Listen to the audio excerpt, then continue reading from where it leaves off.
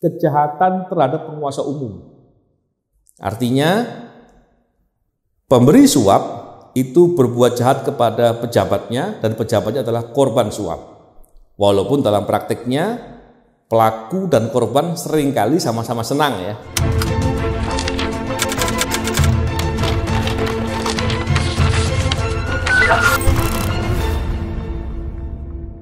Bismillahirrahmanirrahim. Assalamualaikum warahmatullahi wabarakatuh. Salam sejahtera untuk kita semua. Kali ini saya mau berbagi pengetahuan dan pengalaman saya.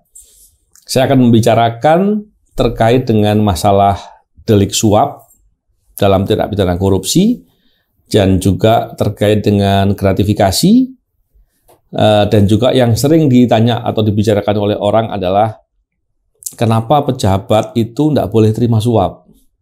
Boleh nggak sih sebetulnya terima suap? Kalau pejabatnya punya integritas mestinya nggak mau ya. Jadi begini, terkait dengan delik suap, kita bisa lihat bahwa delik suap itu ada di KUHP sebenarnya. KUHP itu tentu ada sejak Indonesia pertama kali menggunakan hukum pidana, itu ada dalam KUHP, Undang-Undang Nomor 1 Tahun 46. Menariknya adalah delik suap itu ada dalam bab 8 KUHP. Bab 8 itu ngatur soal apa sih? Bab 8 di KUHP itu mengatur tentang kejahatan terhadap penguasa umum. Bayangkan, artinya kalau ada orang mau memberi suap kepada pejabat, maka orang tersebut telah berbuat jahat kepada penguasa umum. Siapa itu? Adalah pejabat yang mau dikasih suap tadi. Artinya, kalau menggunakan terminologi ada korban, ada pelaku, maka pemberi suap itu adalah pelaku kejahatan, pejabat yang disuap itu adalah korban kejahatan. Tapi seringkali kita melihatnya, pejabat yang harusnya menjadi korban kejahatan, itu jarang yang merasa menjadi korban. Saya tidak tahu apakah mereka menikmati atau apapun itu, tapi saya belum pernah mendengar ada pejabat yang diberi suap dan kemudian merasa menjadi korban dan melapor. Kalau melapor gratifikasi mungkin banyak ya, tapi yang melapor dia sebagai korban kejahatan itu saya belum pernah mendengar. Ini penting untuk dipahamkan bahwa tadi yang saya katakan, pejabat kalau disuap, dia adalah korban kejahatan. Artinya, negara telah membuat suatu pola untuk melindungi harkat, martabat, dan kemuliaan pejabat. Bayangkan, pejabat itu adalah, atau aparatur, itu adalah perpanjangan tangan dari negara untuk melakukan tugas demi kepentingan negara. Tentunya kepentingan negaranya yang mana? Kepentingan negaranya tentunya semuanya adalah yang sesuai dengan tujuan negara. Apa itu? Untuk memajukan, untuk memakmurkan, untuk menyejahterakan, untuk mencerdaskan kehidupan bangsa, dan banyak lagi yang lain. Nah, di sini yang kita mesti paham bahwa ternyata memang pejabat itu benar-benar dilindungi. Karena pejabat yang diberikan mandat untuk bertindak atau menjalankan kewenangan demi kepentingan negara tentunya adalah orang-orang yang dipilih karena integritasnya, karena kemuliaannya, karena benar-benar ada kemauan untuk pengabdian demi kepentingan negara. Ini yang kita mesti lihat. Dan di sanalah apresiasi negara terkait dengan kepentingan tadi. Celakanya adalah ketika pejabat kemudian diberi suap, baik berupa uang, berupa barang, atau berupa apapun yang bisa dinilai dengan uang, dan kemudian ternyata dia justru malah menerima. Maka ada kejahatan baru yang terjadi. Apa itu? Kejahatan tidak pidana korupsi menerima suap. Jadi kejahatan memberi suap dengan kejahatan menerima suap itu dua kejahatan yang terpisah. pasalnya beda, perbuatannya beda, dan lain-lain. Nah, memahamkan itu, tentu apabila kita melihat ada perbuatan suap itu tidak selalu harus ada penerimanya. Mungkinkah ada perbuatan suap yang tidak ada penerimanya? Sangat mungkin, karena perbuatan memberi suap itu perbuatan tersendiri. Contoh, saya memberikan ilustrasi begini. Ada seorang pejabat, kemudian ada orang ingin memberikan suap kepada pejabat tersebut. Dia jalan sampai ke rumahnya pejabat.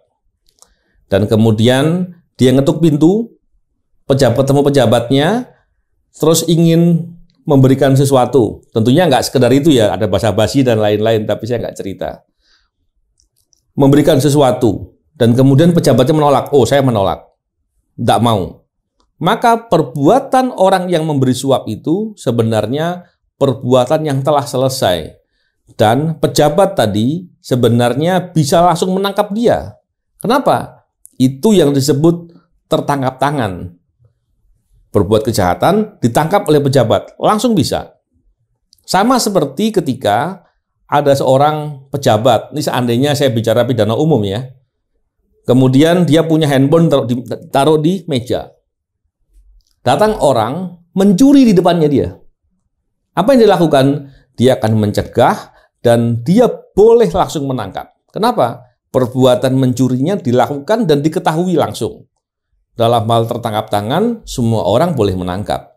Di sini yang penting untuk digambarkan, bahwa perbuatan memberi suap itu adalah perbuatan yang berdiri sendiri dan itu bisa selesai di situ. Nah, ini yang menarik di situ. Seringkali kemudian pejabat ketika diberi suap, ada yang kemudian menolak dan kemudian dia diam saja. Padahal ada orang yang sedang berbuat jahat terhadap dirinya.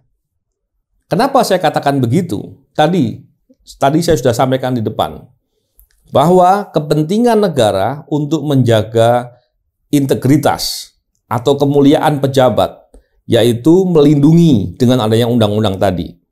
Memang pasalnya sekarang sudah diambil dalam undang-undang tindak pidana korupsi, yang dalam undang-undang tindak pidana korupsi ancaman hukumannya lebih tinggi. Yang tadinya ancamannya lebih rendah, sekarang dibuat lebih tinggi. Tapi mestinya karena bunyi pasalnya sama, maka harusnya dipahaminya dengan yang sama pula. Ini yang menarik. Kemudian ketika bicara terkait dengan perbuatan suap, tentunya kita melihat bahwa perbuatan kejahatan itu ada tahapan-tahapannya. Mulai dari pertama niat, orang berniat jahat. Orang berniat itu nggak bisa dihukum karena baru niat. Dan kemudian setelah itu ada tahapan namanya persiapan perbuatan. Dan yang berikutnya adalah permulaan perbuatan hingga pada perbuatan selesai. Contoh dalam perbuatan delik suap. Ketika ada dua orang ingin menyuap pejabat, contohnya Pimpro begitu ya, atau sekarang namanya PPK. Ada dua orang ini sedang bersepakat atau sedang membuat suatu rencana untuk memberikan suap kepada pejabat yang bagian memberikan persetujuan pengadaan barang dan jasa contohnya. Maka ketika yang bersangkutan sedang membuat rencana bahwa nanti panitia pengadaannya akan saya kasih uang 100 juta contohnya. Nanti bagian Pimpronya atau PPK-nya saya beri 300 juta. Nanti kepala dinasnya atau kepala daerahnya saya beri uang sekian. Perencanaan tersebut itu sudah bisa disebut sebagai persiapan perbuatan. Yang kalau itu dilakukan oleh dua orang atau lebih, maka itu saja sudah bisa ditangkap. Sudah bisa dilihat sebagai kejahatan. Apa namanya? Permufakatan pidana suap dalam tindak pidana korupsi. Begitu juga dengan contoh berikutnya. Contoh bagaimana di tahap permulaan contohnya. Di tahap permulaan, contohnya adalah ketika ada orang mau memberikan suap kepada pejabat dan kemudian dia sudah menyiapkan uangnya. Uang sudah disiapkan dan kemudian dia sudah berupaya untuk menghubungi kepada pejabatnya, maka di sana sudah ada permulaan pelaksanaan. Dan apabila ketika dia menghubungi, ternyata dia tidak bisa datang ke sana karena suatu hal yang bukan karena kehendaknya, itu sudah masuk dalam kategori percobaan memberi suap. Tetapi apabila, tadi contoh saya sampaikan di depan, apabila seseorang itu kemudian datang kepada pejabat untuk memberikan sesuatu, dan kemudian ketika datang bertemu dengan pejabat tersebut mau memberikan, baik dia sudah menolak atau belum ada kata-kata menolak atau menerima, maka perbuatan memberi ini sudah menjadi perbuatan selesai. Dalam tindak pidana korupsi yang disebut permufakatan jahat, percobaan, dan perbuatan selesai itu dihukum dengan ancaman hukuman pidana yang sama dengan perbuatan selesai. Ini yang menarik ya. Kembali kepada masalah delik suap. Tentunya terkait dengan delik suap itu ada level-levelnya. Tapi terlalu teknis untuk menceritakan itu. Saya hanya ingin menggambarkan bahwa seperti itulah gambaran delik suap. Dan tadi saya katakan bahwa memberi suap kepada pejabat itu dalam KUHP sebelum masuk dalam Undang-Undang Tindak Pidana Korupsi itu masuk dalam kejahatan terhadap penguasa umum. Artinya pemberi suap itu berbuat jahat kepada pejabatnya dan pejabatnya adalah korban suap. Walaupun dalam praktiknya pelaku dan korban seringkali sama-sama senang ya. Tapi begini, dalam perbuatan tindak pidana korupsi delik suap, apabila pejabat yang diberi suap, yang tadi saya katakan dilindungi oleh negara, agar dia terjaga integritasnya, kemuliaannya sebagai pejabat, kemudian dia mau untuk menerima, atau setuju untuk menerima, atau bahkan telah menerima pemberian, maka terhadapnya telah berbuat jahat dalam pidana korupsi, yaitu perbuatan menerima suap. Itu deliknya berbeda. Masing-masing ada perbuatan tersendiri. Dalam KUHP, itu masuk dalam bab kejahatan dalam jabatan. Artinya, orang atau pejabat yang menerima suap atau menerima sogokan, itu masuk dalam kelompok kejahatan yang dilakukan dengan menggunakan jabatannya, kurang lebih seperti itu. Ini gambaran. Kemudian, bagaimana dengan gratifikasi? Ini menarik. Orang seringkali kemudian mencampur adukkan pemahaman terkait dengan suap dan gratifikasi. Delik suap pada dasarnya, ketika kita bicara gratifikasi, berarti penerimaan. Tentu membandingkannya dengan suap adalah perbuatan delik suapnya yang menerima suap agar bisa dibandingkan. Kalau perbuatan memberi tentunya berbeda. Ketika membicarakan perbuatan menerima suap, syarat dari perbuatan atau orang yang menerima suap itu bisa dihukum adalah dia harus mengetahui bahwa dia menerima suap. Contohnya, ketika ada pemberian sesuatu, baik uang, barang, atau apapun, maka dia harus bisa dibuktikan dia mengetahui benar bahwa dia menerima. Nah, terkait dengan hal itu, maka bagaimana kalau dia tidak tahu? Contoh, apabila seorang pejabat, dia sedang melakukan kunjungan atau bepergian, kemudian di dalamnya diberi hadiah satu kardus yang isinya uang. Waduh, itu mah bukan oleh-oleh ya. Diberi seperti kardus yang isinya uang, ditaruh dalam mobilnya. Tentunya dia tidak tahu. Ketika dia tidak tahu, maka dia tidak boleh dihukum karena menerima suap. Lah wong dia nggak tahu. Apa yang mau dihukum? Menghukum sesuatu harus pada tempatnya. Orang itu harus punya pilihan bebas berbuat, kemudian mengetahui, ada kesengajaan, dan lain-lain. Ketika pemberian itu dilakukan dan dia atau pejabat tersebut tidak mengetahui kalau dia diberi sesuatu, contoh ilustrasinya begini. Setelah diberikan, dia sudah perjalanan pulang, ditelepon. Pak, tadi saya beri ya, saya beri sedikit bingkisan. Contohnya begitu. Setelah sampai di rumah dilihat, loh ini berupa uang. Dia mengembalikan, nggak bisa. Dan pada dasarnya, menerimanya juga dia nggak tahu. Maka kepada yang bersangkutan dikasih pilihan. Diberi kesempatan dalam 30 hari, dia harus melaporkan. Dia harus melapor ke KPK, dan kemudian untuk diteliti apakah dia berhak atas pemberian itu atau tidak. Kalau tidak berhak, maka dirampas atau diambil oleh negara. Dan itu akan masuk dalam penerimaan negara. Tapi kalau ternyata pemberian itu hanya sekedar oleh-oleh yang boleh kemudian diterima oleh yang bersangkutan, maka dibuatkan pernyataan bahwa itu boleh menjadi haknya. Itu kurang lebih begitu. Nah, terkait dengan tadi, delik gratifikasi. Hal ini penting untuk saya sampaikan karena seringkali orang memahami bahwa pemberian sesuatu ketika pun itu pemberian disadari atau diketahui dianggap sebagai gratifikasi, padahal bukan. Ketika pemberian itu diketahui, itu masuk dalam level suap. Nah, suap itu bisa jadi pemberian biasa. Karena mungkin dia punya jabatan tertentu, diberikan sesuatu, itu masuk dalam delik suap. Ada pasal yang paling level di paling bawah. Dan kemudian ada pemberian yang untuk maksud tertentu diberikan. Itu yang levelnya di atasnya lagi.